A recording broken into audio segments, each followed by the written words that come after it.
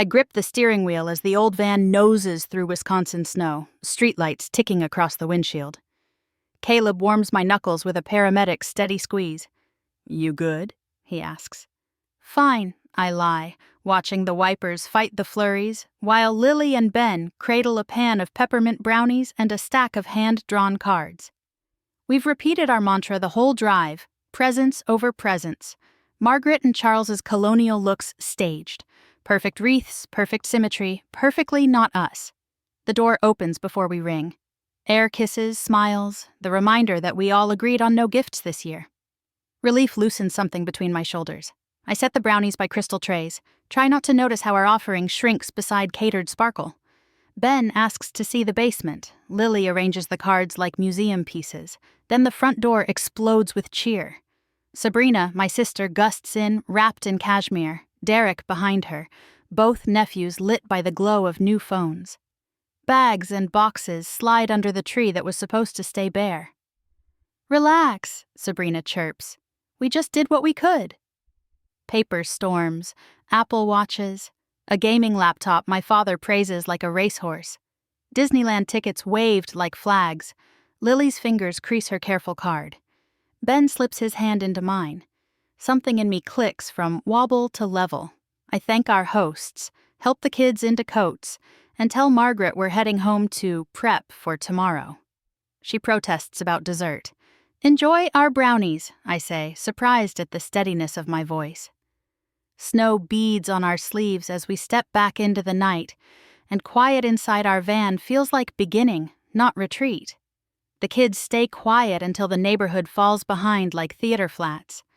I aim for the river, where park lamps string a pale necklace. "We left before Coco," Ben whispers. "We'll make our own," I say, turning into the empty lot. The wind gnaws, but our camping stove turns milk into fog. Caleb breaks a chocolate bar. Lily sketches constellations on the frosted window. We drink from tin mugs, and the van hums like a cabin. When the thermos is empty, I pull a shoebox from under my seat. "Plan B," I tell them. Inside our envelopes we made for a different kind of evening, tiny quests. Lily opens one labeled "Listen." We step into the cold and name every sound we can catch. The clack of ice plates, a far train, the crisp snap when her braid hits her jacket. Ben opens "Laugh." The card dares us to share the worst joke we know. Caleb's is so awful, even the moon seems to flinch. Back in warmth, I open the last envelope. "Thank." We each say one thing we'd keep today if it cost money. "The drive," Lily says. "Your hand," Ben adds, meaning mine. "You're stubborn," Caleb grins. Under the grin is respect, a quiet I've wanted for years. I think of Sabrina's pile and feel something uncoil. I stash the cups, start the engine. At home, we string the living room with holiday lights resurrected from a year-old tangle. No tree, just a tent of quilts and broom handles. We crawl inside, a small universe of twinkle and wool. "This counts as a tradition," I decree. Lily nods, already drifting. Ben's breathing evens. I keep watch, guard of a new border. Morning stains the window's tangerine. I wake to the lantern glow under our quilt tent and the soft percussion of sleet. Before anyone speaks, I know what I want this day to be. I brew coffee, whisk pancakes, and slide the first to Ben, the second to Lily, the third to Caleb. We crown them with the last peppermint crumbs. No ceremony, just warmth.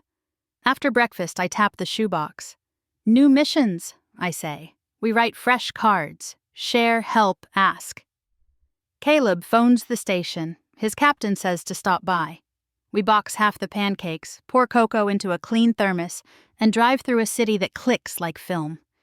At the bay doors, the crew's laughter fogs the air. Lily offers the cards. Ben presents the pancakes. I pass the thermos to a rookie with winter pink ears. They show the rig.